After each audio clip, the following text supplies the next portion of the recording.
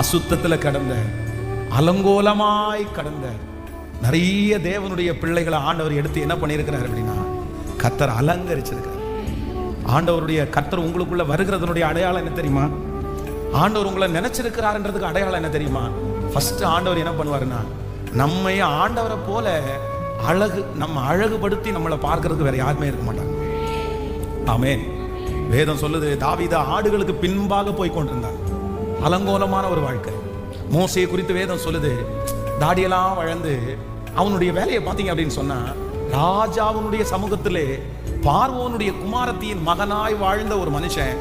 அந்த ஆடு மேய்க்கிற வேலை ஒரு பக்கத்துல ஆடுகளை காப்பாத்துறதுக்கு ஒருவேளை ரொம்ப கடினமா இருந்தாலும், ரொம்ப அப்படின்னா போர் அடிக்கிற ஒரு வேலை தான் ஆடு மேய்க்கிற வேலை. நல்ல புல்லுள்ள இடத்த கண்டுபிடிச்சு அந்த இடத்துல ஆடுகளை நம்ம விட்டுட்டோம்னா, அந்த ஆடுகள் பாட்டுக்கு மேய்ஞ்சிட்டு இருக்கும். அந்த ஆடுகளை பார்த்துட்டு சும்மா ஒரு இடத்துல வேடிக்கை பார்த்துட்டு இருக்கணும்.